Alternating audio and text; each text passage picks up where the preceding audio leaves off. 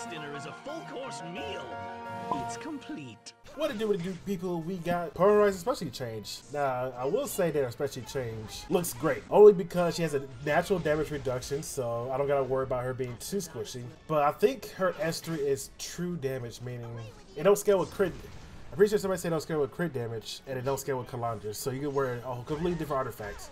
If that's the case, which I'm trying to test out if I have my friends to help me, if you guys want to join my Discord, it's somewhere in the description below, because I need some paid actors. But warning that my Discord is actually empty. I think my recommendation for Pearlhorizon is just fast effectiveness. That's about it. She can't strip immunity sets, but you know, don't make her too fast. I feel like make her bruiserly, like a fast like Alencia, just effectiveness and stuff like that. I feel like I should probably go over where to place our farm, but it's pretty self-explanatory where they get the Rose Apostle. If you click go, it will send you to the area for these. It's the only location for Rose Apostle, so well, this is the only one that I found. Let me know if you find a different place for Rose Apostles. But this is the only place I found. Pretty sure they might be the Labyrinth too. The hardest part is 1,000 Rengar's like adventures points. Like if you're not too like worried about this, I highly recommend when they decide to do an event for like double AP.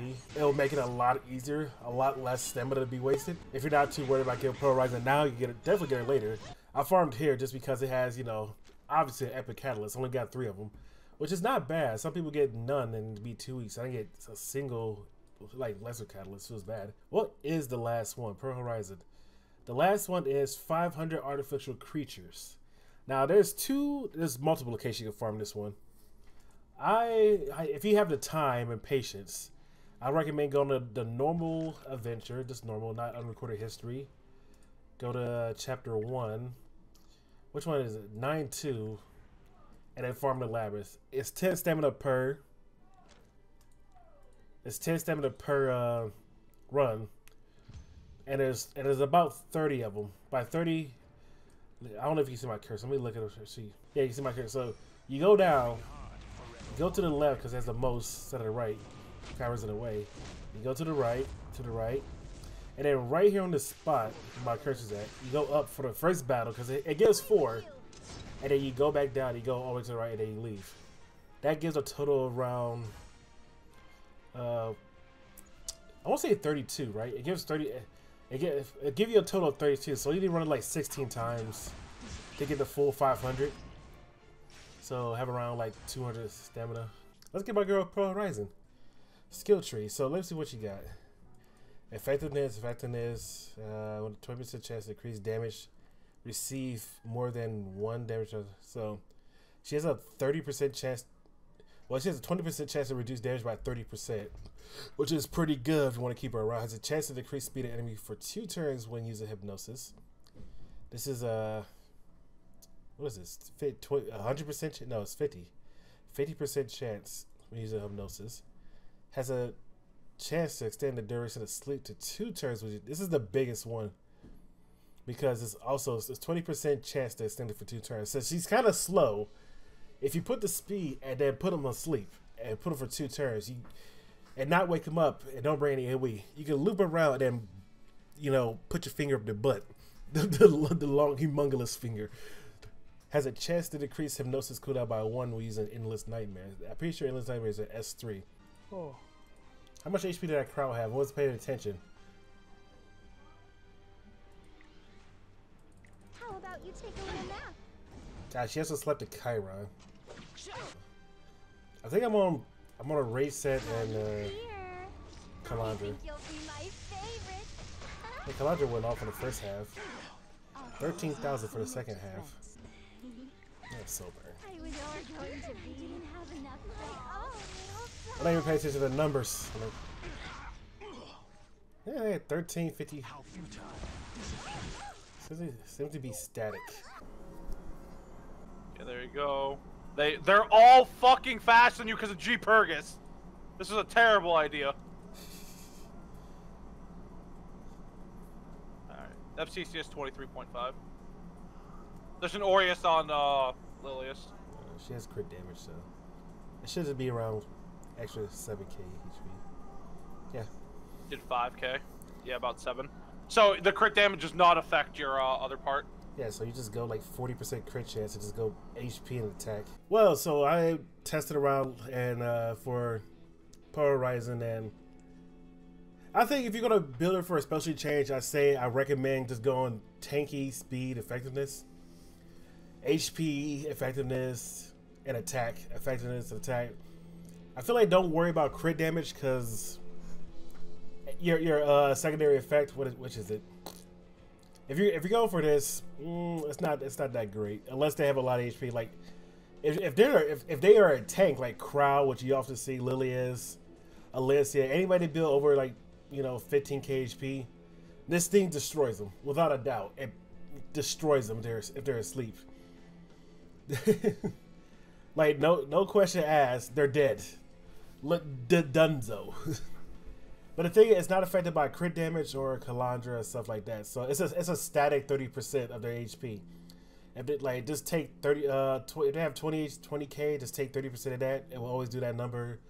Same way they have like 6k HP, do 30% of that. It will do that much. By the way, so it don't really matter if they're like asleep. Like obviously, if they're like low HP, if they have low HP, it won't do that much. Extra 1,000 or 2,000 might be helpful, but don't fret over the fact that you put them to sleep and then you S3 and you expect some big juicy damage. So I think she's gonna be just a great utility mage since she's the only accessible unit that has a sleep in their kit besides Rima. But Rima's like 45% chance to sleep. I think Tenebria is also. Tenebria is 85.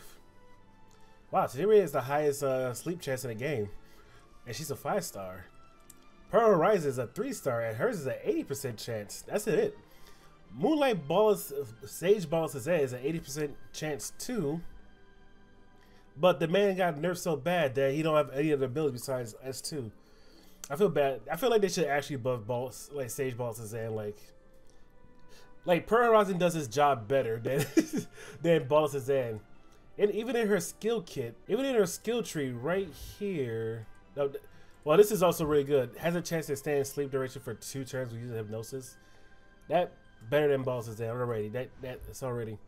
But increase the combat radius by 35% when fully maxed out. It's nuts.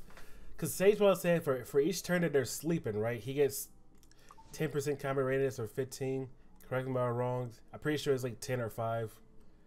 So basically, we put on to sleep, you get like 10% combat readiness or something like that. I'm probably gonna do a showcase on Pearlhorizon eventually once I get the gear.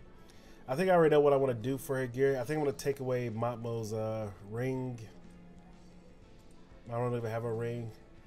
Give this to Pearlhorizon because it has HP, attack, effectiveness, and she needs the HP. Trust me. Even though there's a rune in her skill tree that says, I keep clicking skill in here because I see the word skill. My brain clicks on it. Even though there's a skill or a skill tree right here that's has a 20% chance to reduce the damage by 30%. You still want her like HP speedy so she can constantly cycle her turns. People put to sleep. It's a 4-turn cooldown. This is a 3-turn. There's a skill in there that every time you use Nightmare, reduce the turn for her S2 down by 1 turn. So your S2 be a 3-turn, your S3 it'd be a 2-turn, and then wait a cycle while they're asleep with the minus speed somewhere. Oh, have somebody with minus speed on your team. Knock him over the head again. Well, she gets minus speed with her S2 now. Knock him over the head again. Keep constantly putting her to sleep. I think she'll be really good in this meta. Like, I think she'll be really good. She is a mage, so she has her worth as a Takehel holding mage. He might dog in the background because you want to go outside right now. So, and then you could go EO Violin. She can become her own stripper, but I don't know. Correct me wrong. I don't know if this strips first and then put to sleep, or put to sleep and then strips after.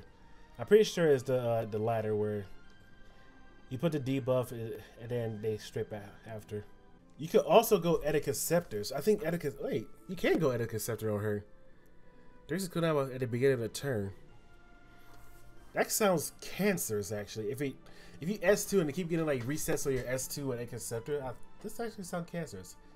I might do Etiquette Scepter instead of Kaladra because I don't know. I don't really care about the damage. I kind of just want to make her a control mage, and I think Etiquette would be a. Actually, that sounds really good. Etiquette Scepter for our girl Pearlhorizon. All right, let me go work on a showcase and farm up some gears for her. I'll see you guys in a week.